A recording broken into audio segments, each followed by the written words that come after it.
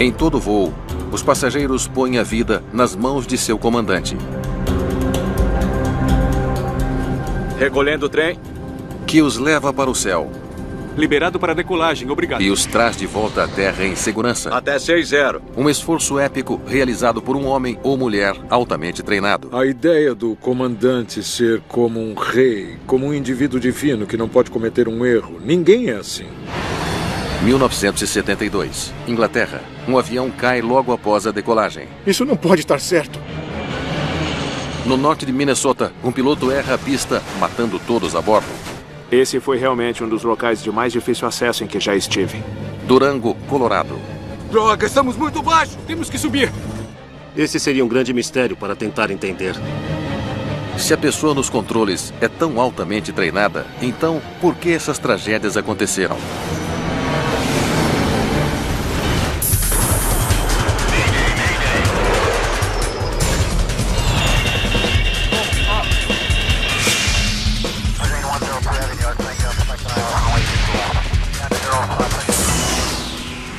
Mayday Desastres Aéreos. Esta é uma história real baseada em relatórios oficiais e relatos de testemunhas. Mau comportamento. Pilotos são treinados para lidar com todos os tipos de ameaças e perigos externos. Mas às vezes são os problemas pessoais, impaciência, arrogância, incompetência que levam à tragédia. Em 1972, o Hawker Siddeley Trident é o orgulho da aviação britânica. Beeline 548, posso dar a partida? 18 de junho de 1972. A tripulação do voo 548 da BEA, British European Airways, está concluindo os preparativos finais para um voo vespertino do aeroporto de Heathrow, em Londres, para Bruxelas. Parece que o tempo não vai nos dar uma folga hoje. Beeline 548 liberado para a partida. O comandante Stanley Key foi chamado para trabalhar em seu dia de folga. Key é um ex-piloto da Força Aérea Britânica, a RAF, e um dos comandantes mais qualificados da companhia aérea. Iniciando o Master. Ligado. O comandante Key pilotava aquela aeronave há muito tempo, então ele era muito experiente. E se quisesse voar com ele, tinha que seguir o manual e fazê-lo com precisão, sem discutir. Hoje, o comandante Key teve que esperar por outra tripulação pegando carona para Bruxelas. Sente-se, por favor. Beeline 548, pronto para decolar. Beeline 548 liberado para decolar. 548. Empuxe o máximo.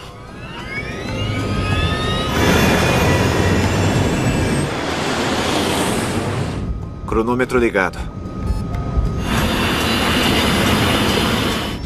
Girar.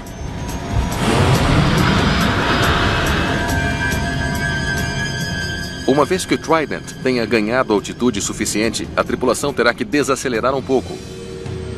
Eles voarão sobre a pequena cidade de Staines, que fica bem perto do aeroporto. É um motor muito barulhento e com um ruído particularmente desagradável, então a redução de ruído seria um problema. As tripulações são obrigadas a minimizar o ruído das aeronaves sobre áreas povoadas. Recolhendo o trem.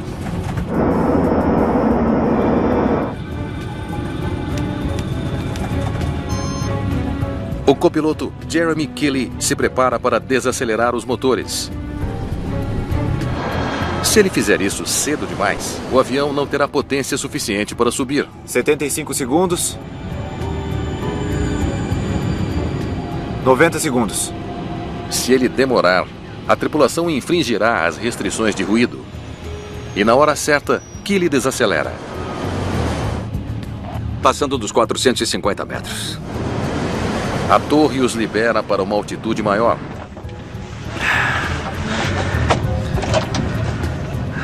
Até 6-0. De repente, alerta. O que foi isso? O avião começa a perder altitude e despenca como uma rocha. Olha a velocidade, a velocidade! A velocidade no ar diminuiu rapidamente. A taxa de descida era muito alta. Os pilotos se tornaram apenas passageiros em sua própria aeronave.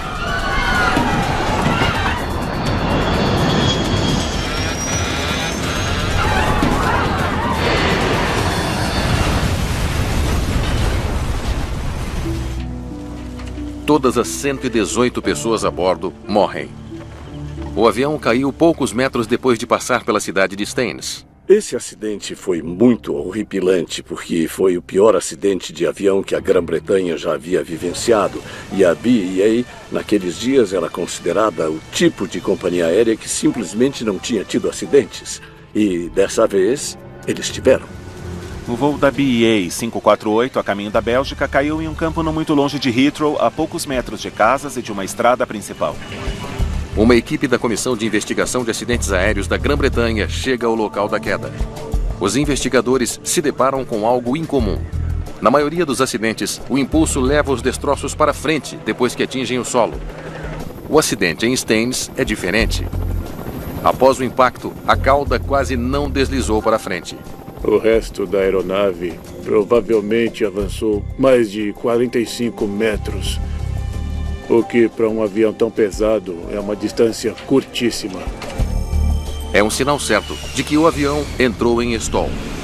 Uma aeronave, quando está voando muito devagar, para de gerar vento suficiente sobre as asas para lhe dar sustentação. Quando aquela aeronave bateu no chão, na verdade estava com o nariz um pouco para cima. Estava caindo do céu dessa forma. Um avião pode entrar em stall por muitas razões diferentes, desde falha de motor até erro do piloto. Para determinar a causa do acidente, os investigadores enfrentam um grande obstáculo. Em 1972, aviões no Reino Unido não são obrigados a levar gravadores de voz na cabine. Os investigadores terão que confiar nas informações coletadas dos gravadores de voo do Trident e do vasto quebra-cabeça de detritos resgatados dos destroços. Após o impacto desse tipo, tudo está totalmente destruído e confuso, e a maioria dos componentes, particularmente os componentes eletrônicos, parecem muito semelhantes. Já no início da investigação, algo não faz sentido. Isso não pode estar acontecendo. A alavanca controla os slats ou droops do Trident. Os droops aumentam a sustentação durante a decolagem para ajudar o avião a subir. Eles devem permanecer estendidos até que o avião atinja a velocidade necessária para manter a sustentação. Mas, de acordo com a posição da alavanca no momento da queda, os droops já haviam sido retraídos para dentro da asa. Isso teria sido cedo demais e colocaria o avião instantaneamente em um perigoso stall. Como que alguém conseguiu retrair a alavanca de droop e ninguém notou que isso havia acontecido? E isso não fazia muito sentido. Não há como dizer apenas olhando para a alavanca de droop se a tripulação o retraiu antes do acidente ou se ela se moveu por causa do acidente. Ela pode até ter se movido durante as operações de salvamento. Por favor, espere um pouco. Nós tínhamos todo o sistema de droop colocado em mesas em frente à ala.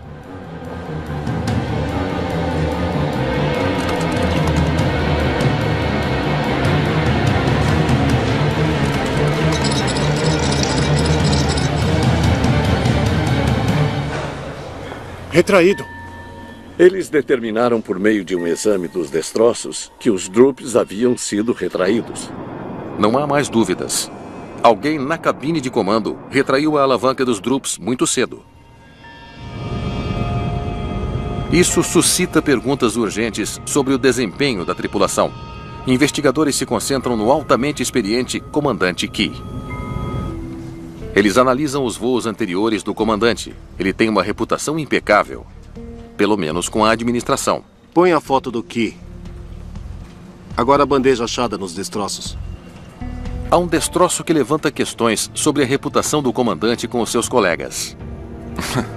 E havia algumas coisas rabiscadas nela, alguns comentários bastante espirituosos, obviamente de um piloto que havia sentado naquela posição. Mas que idiotas! Dizia que precisa ir embora. Outros comentários depreciativos foram adicionados. Havia mais de 30 anos de diferença entre o comandante e os outros 2 membros de sua tripulação. Isso produz as diferenças naturais que você tem entre gerações. Aquela que considera os outros como velhos e metidos e aquela que considera os jovens como irresponsáveis. Isso produziu uma lacuna geracional. Algum tipo de atrito geracional irrompeu na cabine de comando e derrubou o avião? Alerta.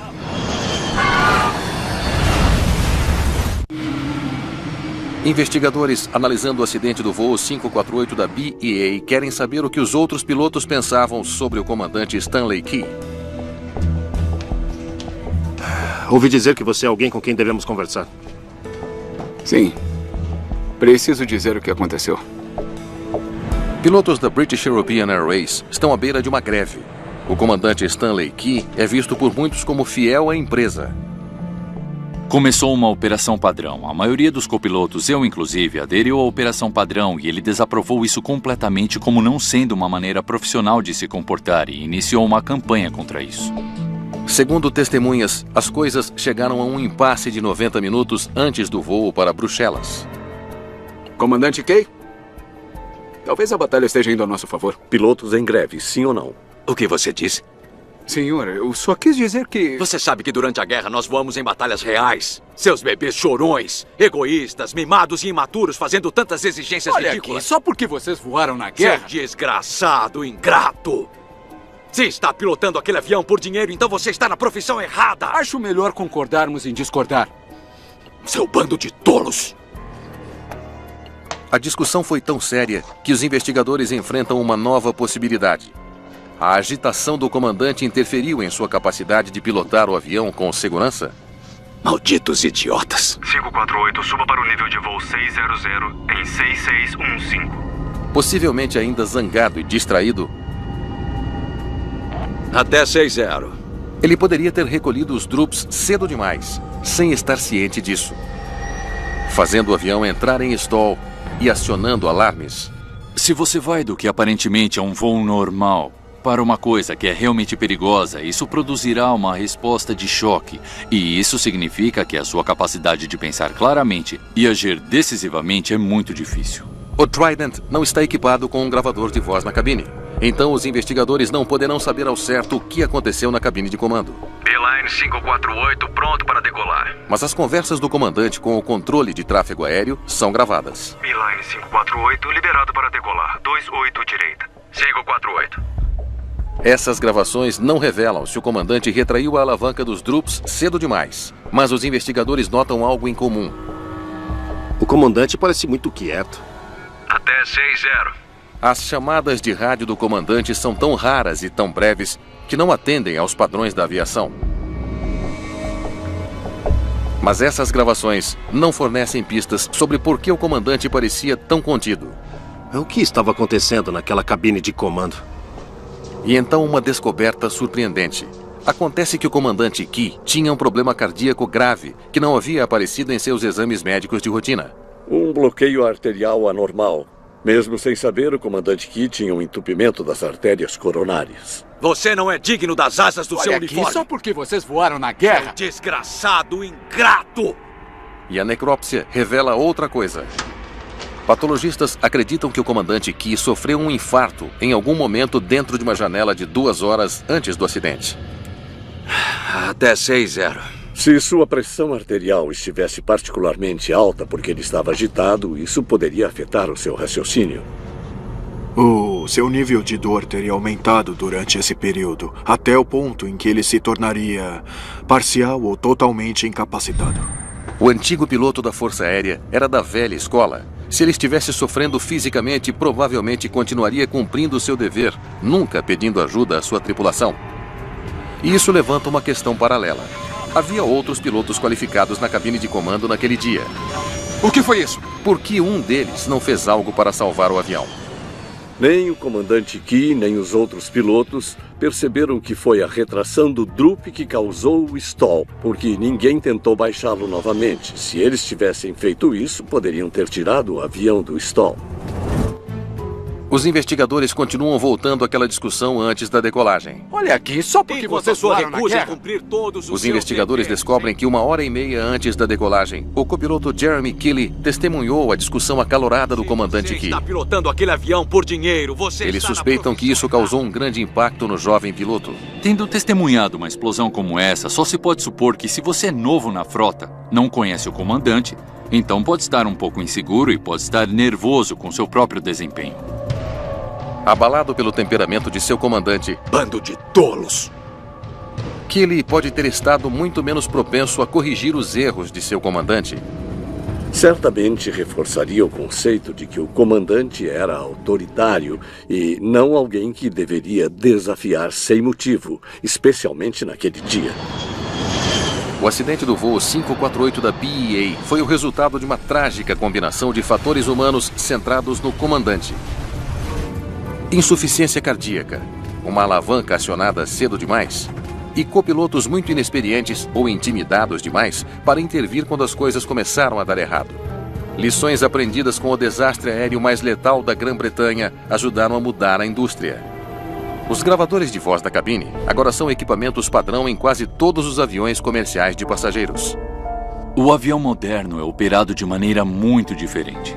A maneira como as tripulações lidam com as coisas foi melhorada. É um mundo muito melhor e mais seguro. Infelizmente, só se conseguiu isso depois da morte de 118 pessoas. No norte de Minnesota, um acidente de avião mata todos a bordo. Investigadores acham que o problema está na cabine de comando. 40-40?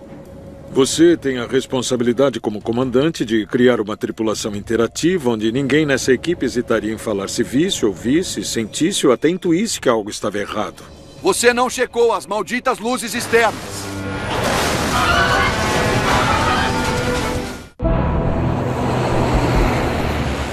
O voo 5719 da Northwest Airlink cruza o céu sobre Minnesota. 1º de dezembro de 1993. Chad Erickson, o copiloto, está trabalhando na empresa aérea há 2 meses. Eu tenho certeza de que o Chad estava animado. Esse foi o primeiro passo para conseguir um emprego que o levaria ao grande emprego de pilotar os grandes aviões das grandes companhias aéreas. Esta é a primeira vez que ele percorre uma rota com pernoite. Nós temos o nosso próprio quarto? Não, você vai dormir comigo. E é só uma cama de solteiro. Então vai dormir nos pés da cama. É claro que vai ter o próprio quarto. Você tem um contrato agora. O comandante de Erickson é Marvin Fallets. O comandante cresceu em Nova York. Ele foi descrito como tendo uma personalidade um pouco em desacordo com uma personalidade do meio oeste. Que nojo, esse café tem gosto de urina. Ele tinha um problema em lidar com outras pessoas. O comandante Fallets e o copiloto Erickson estão pilotando um Jetstream BA3100, um pequeno bimotor turbohélice. O Jetstream dava um trabalhão para pilotar, e nós tínhamos que pilotar no manual o tempo todo. Craig Railsback é um ex-piloto da Northwest Airlink, que também pilotou o BA3100. Era bastante instável. Era como equilibrar uma bola de praia na boca de uma garrafa de refrigerante. A vantagem de pilotar um avião como esse era que você ficava incrivelmente proficiente. Você passava a ficar muito bom nos voos por instrumentos e voávamos em algumas condições muito, muito difíceis e também desafiadoras, que para um cara jovem era muito divertido. O voo 5719 decolou de Minneapolis pouco antes das 19 horas. E seu primeiro destino é Hibbing, Minnesota, a cerca de 1 hora de distância. Há 16 passageiros a bordo. Depois disso, ele está programado para fazer uma última escala em International Falls.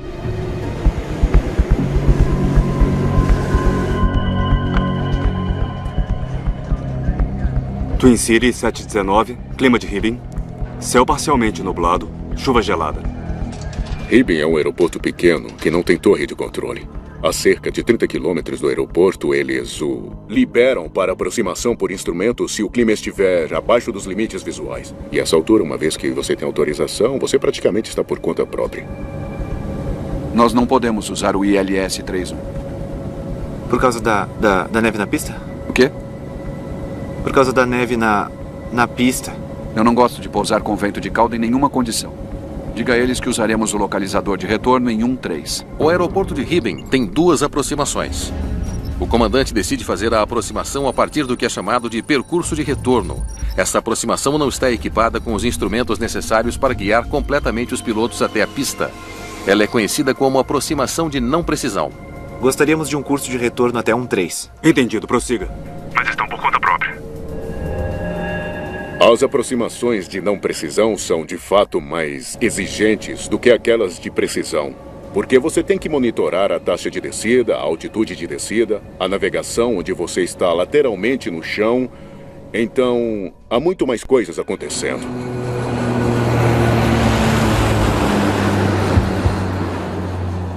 Pouco antes das 19h50, o voo 5719 começa a descer pela neve de uma noite fria de Minnesota. Baixar o trem. Trem baixado?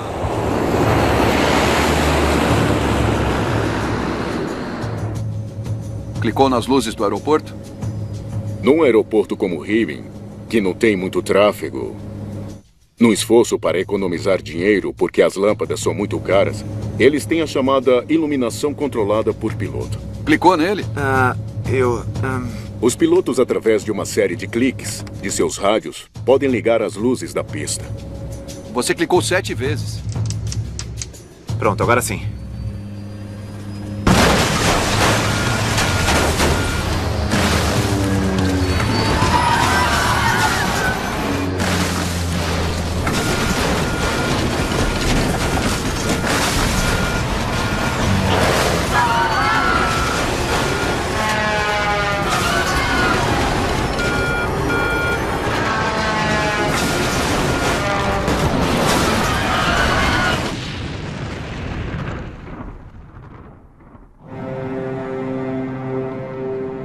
Demora 1 hora para os socorristas determinarem o local do acidente, 3 quilômetros a noroeste do aeroporto. 18 morrem em queda de avião. Não há sobreviventes.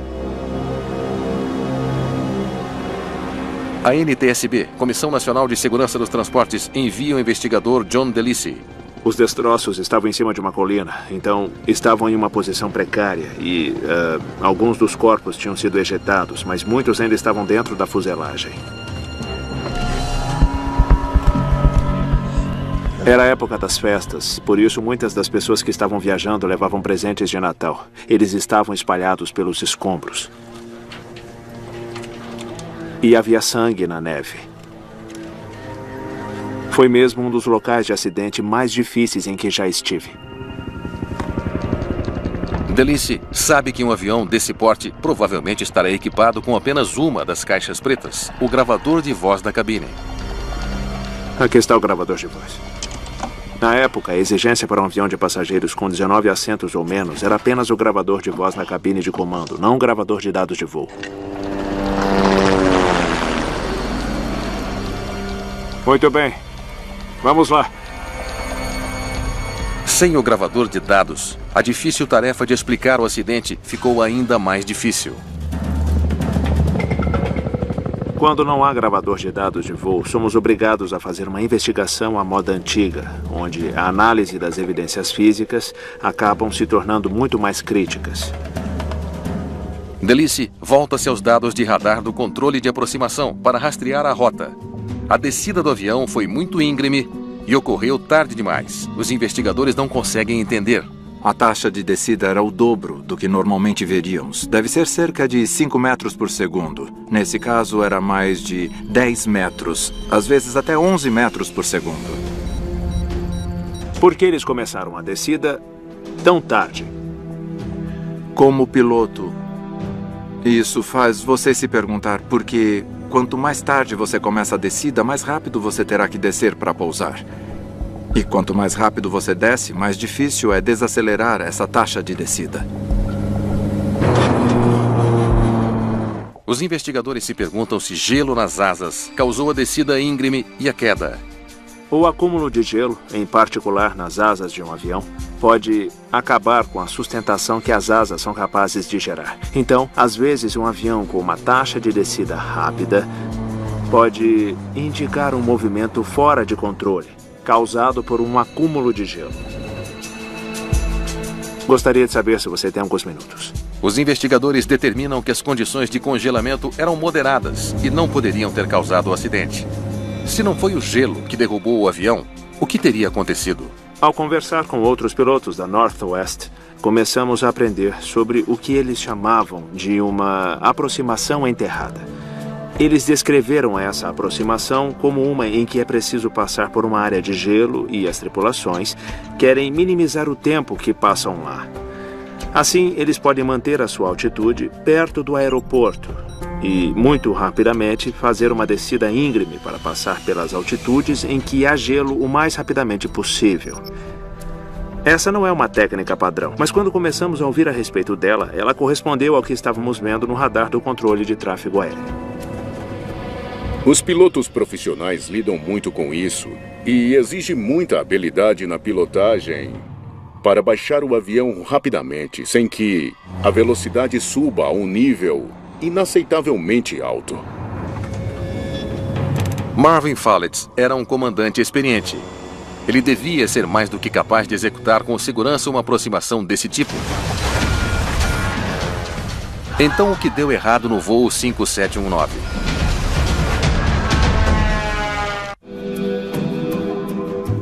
Investigadores analisam como os pilotos no voo 5719 da Northwest Airlink realizaram uma abordagem chamada de enterrada.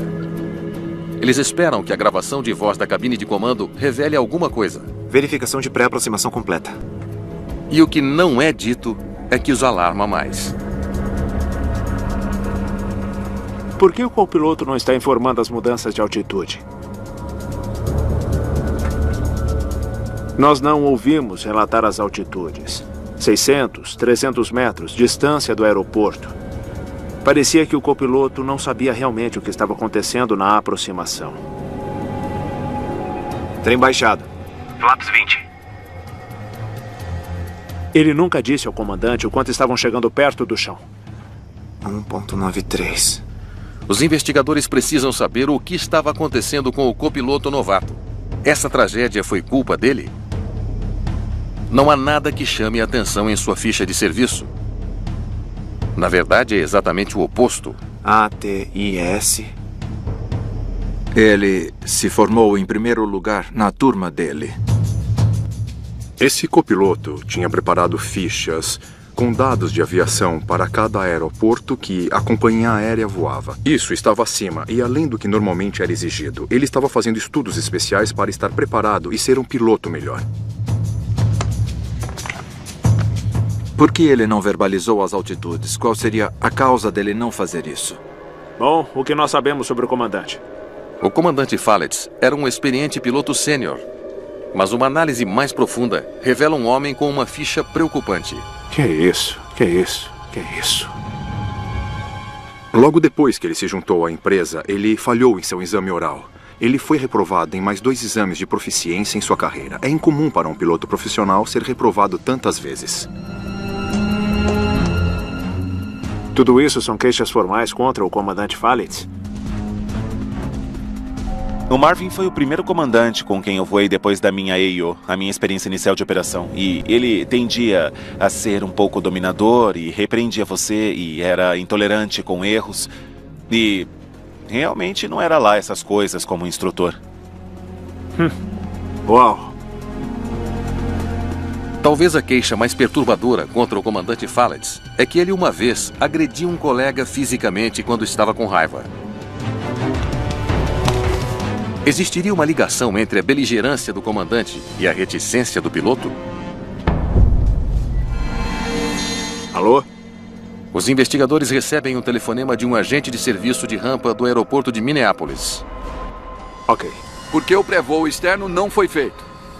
Eu estava... Você não checou as malditas luzes externas. O agente de serviço testemunhou o comandante Falletz repreendendo o copiloto Erickson por causa de uma verificação pré-voo. É que eu ia checar as luzes de dentro da cabine de comando. Não é assim que se faz isso. Você tem que ir lá fora e olhar com seus próprios olhos estúpidos. E essa companhia ainda seleciona vocês.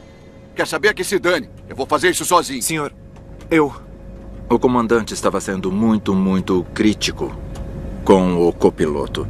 E o copiloto era um piloto relativamente novo, então ele podia cometer erros. Havia um jeito melhor de lidar com isso, e o comandante não adotou o melhor jeito. Se nos atrasarmos para a decolagem, a culpa será sua. Isso aconteceu imediatamente antes do voo, então estabeleceu o tom para os dois trabalharem juntos. O que era uma maneira muito ruim de fazer as coisas. Ok, obrigado. Tragam de volta o gravador de voz. Temos que descobrir o que estava acontecendo entre esses 2 pilotos. Ligue para a empresa e diga que precisamos abastecer. Ao ouvir o gravador de voz, o comandante faz muitas correções ou instruções para o copiloto de coisas muito simples. Operador na escuta. Diga Ribbing. Ribbing, prossiga. Ribbing. Ele era intimidador e não construtivo. Combustível positivo. Até daqui a pouco. Não pode só dizer operador. Tem que especificar quem deve responder. Ribbing, Silk City, Duluth. Antes de ser piloto comercial, eu fui instrutor de voo. E um jeito garantido de fazer esses caras se fecharem e deixá-los incapazes de ter um bom desempenho é repreendê-los e humilhá-los. Ele ficou paralisado de medo. É por isso que ele não fez os alertas ao comandante. Ele ficou com pavor dele. Os investigadores finalmente entendem por que o voo 5719 da Northwestern Link terminou em tragédia. Você tem que ir lá fora e olhar com os seus próprios olhos estúpidos. Esse acidente, de muitas maneiras, tornou-se um estudo de caso em como é importante dar poder para cada membro da tripulação a ser assertivo e falar quando alguma coisa não está indo bem.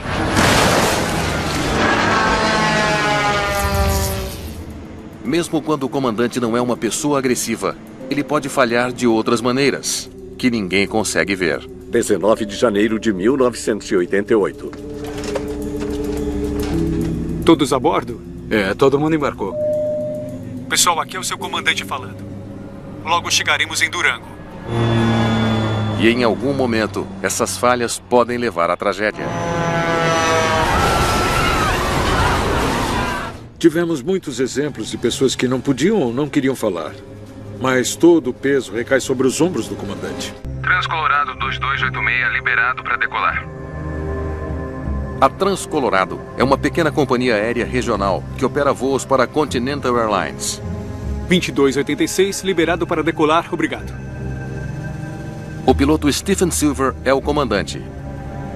O Stephen era muito feliz e jovial, energético como piloto. Eu gostava de voar com o Stephen. Tudo bem para você voar esta perna, não é? Sem problema. O copiloto Harvey vai operar os controles neste voo, deixando o comandante livre para lidar com as chamadas de rádio. Potência de decolagem.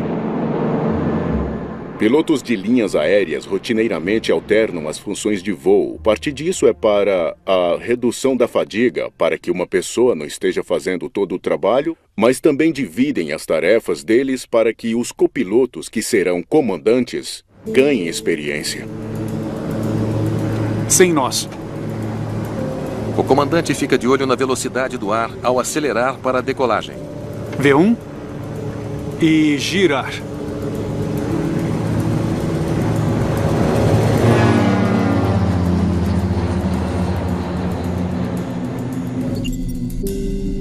O dia da tripulação começou em Denver. Depois de 2 pequenas escalas em Riverton e Casper, no Wyoming, eles voltaram para Denver. Agora eles estão indo para Durango, uma rota que os leva sobre o sul das Montanhas Rochosas. Controle, vamos planejar um DME para a pista 20. Aprovado, Transcolorado 2286, liberado para aproximação pela pista 20 no aeroporto de Durango. Como muitos pequenos aeroportos nos Estados Unidos, Durango não tem seu próprio controle de tráfego aéreo. O controlador está em Denver, a mais de 300 quilômetros de distância. Uma vez que liberam você para essa aproximação, eles basicamente dão a você a responsabilidade de pôr aquele avião no chão. Cobertura de radar terminada. Por favor, informe o pouso por rádio. Tenha uma boa noite.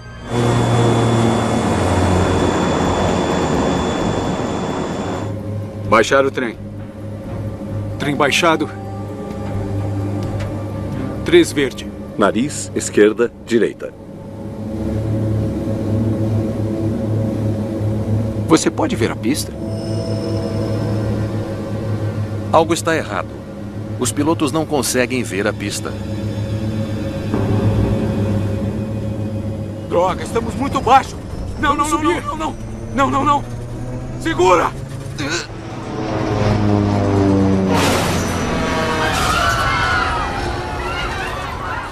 Houve um grande boom. Pensei que só tinha sido uma aterrissagem difícil. E foi quando, então, o avião começou a dar um giro. E, de repente, eu pensei, está acontecendo, nós vamos cair.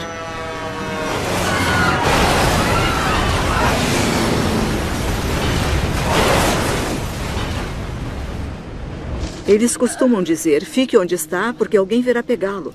Mas nós estávamos no meio do nada. Nós não sabíamos se alguém sabia onde estávamos.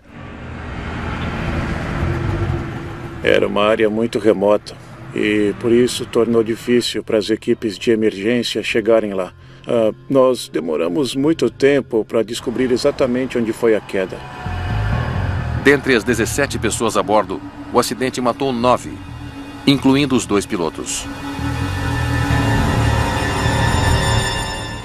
Tom Reuter, da Comissão Nacional de Segurança nos Transportes, agora enfrenta uma tarefa enorme. Sim, a ponta da asa direita, sim. Obrigado, pessoal. Estava difícil entender como a queda aconteceu tão perto do aeroporto. Isso ia ser um grande mistério para nós tentarmos entender. Os investigadores se perguntam se a aproximação ao aeroporto era muito arriscada para as condições naquela noite. A gravação do tráfego aéreo revela que o controlador deu a eles 2 opções. A primeira era fazer uma volta fácil ao redor do aeroporto até uma pista equipada com o sistema de pouso por instrumentos, ou ILS, que orienta os pilotos na hora de descer. A segunda opção era mais desafiadora. Os pilotos teriam de descer através de uma série de degraus íngremes para evitar as montanhas ao norte de Durango. Nós planejamos usar a pista 20, obrigado. Nós temos montes aqui, aqui e aqui. Por que não tomar um caminho mais fácil para baixo? É o 4º voo do dia da tripulação e eles estão atrasados. O comandante Silver decide fazer a aproximação mais íngreme e mais difícil. Quando chegarmos a Durango, eu gostaria de voltar ao ar de novo o mais rápido possível. Não deve ser problema. Não vamos reabastecer. Vamos ver o que podemos fazer para levar todos de volta na hora. As estimativas mostram que a aproximação direta pela pista 20 economiza cerca de 10 minutos de tempo de voo. Para mim, parece quase instintivo que ele tenha pensado que essa era a maneira de recuperar o atraso e chegar mais rápido. Pessoal, aqui é o seu comandante falando. Logo chegaremos em Durango. A informação explica por que o comandante Silver escolheu uma aproximação tão desafiadora em uma noite de neve, mas não explica o acidente. É uma aproximação complicada. Muitos pilotos dizem que fazem isso o tempo todo. Investigadores comparam a rota que os pilotos devem seguir para a pista 20 com a rota real do voo 2286. Está bem claro que a tripulação desceu abaixo do nível de aproximação correto. O porquê exatamente não sabemos. Em Denver, Malcolm Brenner se aprofunda nas qualificações dos 2 pilotos do voo 2286 da Trans-Colorado. A ficha do copiloto Ralph Harvey, que estava pilotando o avião, é motivo de grande preocupação. Teste para comandante. Reprovado. Teste de proficiência, reprovado. Voo por instrumentos. Abaixo da média. Reprovado. Pista 20, parece bom. Nada com que não podemos lidar? Brenner suspeita que, ao optar pela aproximação desafiadora para Durango, em visibilidade reduzida, foi demais para a capacidade limitada do copiloto. Eu acho que enquanto o tempo estivesse bom, ele provavelmente seria um piloto muito adequado. O problema dele era quando as coisas começavam a acontecer muito rápido, aparentemente. Por alguma razão, o comandante não assumiu e salvou o avião. Eu preciso saber o porquê. Se o copiloto não estava à altura da tarefa, então por que o comandante Silver não assumiu o controle? Droga, estamos muito baixo! Vamos subir! O desempenho do comandante e do copiloto no voo 2286 da Trans-Colorado confunde os investigadores. Eles entram em contato com amigos e familiares, tentando entender o que os pilotos estavam fazendo nas horas que antecederam o seu último voo. Eles estão em busca de qualquer sinal de estresse ou fadiga. Mas até onde se sabe, o comandante Silver passou uma noite tranquila com a família e depois foi dormir. Mas que dia! O que não estamos vendo aqui? O caso parece ter chegado a um impasse. Alô? Até que um telefonema muda tudo. Sim. O quê? Mas que dia! Os investigadores descobrem que, na véspera do acidente, o comandante Silver pode não ter passado uma noite tranquila sozinho, afinal. É hora de se divertir um pouco. Agora você está falando minha língua. Eles ouvem uma história sobre o uso de drogas de uma mulher que fez uma revelação surpreendente. Ainda bem que nós o enterramos logo após o acidente. Na noite anterior, tínhamos cheirado cocaína. Cheiramos muita cocaína. Você quer cheirar primeiro? Quero. A melhor maneira que consegui descrever os investigadores foi surpresos. Liga para o laboratório. Técnicos realizam testes toxicológicos em amostras do falecido comandante do voo 2286. Os resultados não deixam margem para dúvidas. Positivo para cocaína. Ele não tinha dormido. Ficou acordado, usando cocaína. Ele estava em abstinência no momento do acidente. Eu sempre achei que os pilotos não tivessem vícios, porque eles estão carregando a vida das pessoas. Eles têm a vida das pessoas nas mãos. Um comandante sofrendo de abstinência também está pressionado para tirar o atraso do voo. Escute, quando chegarmos a Durango, eu gostaria de voltar ao ar o mais rápido possível. Por causa de suas ações deliberadas, ele se apresentou para um dever sem estar qualificado. E isso vai contra tudo o que é ensinado aos pilotos profissionais. Que decisão horrível. Em abstinência, ele não é metade do piloto que é quando ele está em alerta. Transcolorado 2286, para sua aproximação a Durango, prefere o ILS ou a aproximação pela pista 20 será suficiente? Controle. Vamos planejar um DME para a pista 20. Já atrasado, o hábito do comandante de correr o leva a escolher uma abordagem desafiadora quando uma opção mais fácil está disponível. O copiloto, sentindo dificuldade, logo se sente sobrecarregado, mas o comandante não percebe. Você está vendo a pista? Até ser tarde demais. Droga, estamos muito baixo. Vamos subir. Não.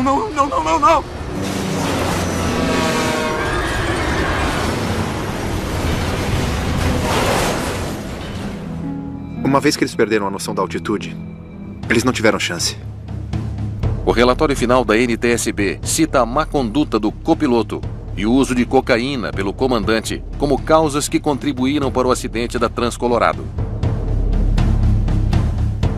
A FAA logo implementa mudanças importantes, incluindo testes de drogas mais frequentes para os pilotos. Até onde eu sei, não houve nenhum outro caso de drogas envolvidas em um acidente aéreo. Ego. Seu desgraçado ingrato! Intimidação. Não é assim que se faz isso. Você tem que ir lá fora e olhar com seus próprios olhos estúpidos. Abandono do dever. É hora de se divertir um pouco. Estas são as falhas humanas que derrubaram aviões e tiraram vidas. Essas tragédias instigaram uma revolução na relação entre o comandante e a tripulação de voo. A figura divina desapareceu. E agora, o avião é pilotado por uma verdadeira equipe. É tudo porque finalmente entendemos nós mesmos. Os nossos momentos de fraqueza como seres humanos, o que podemos fazer corretamente 100% do tempo e o que não podemos. E como usar o trabalho em equipe, mesmo que seja uma equipe de 2, para reduzir em uma quantidade incrível o potencial de erro humano se tornar um acidente.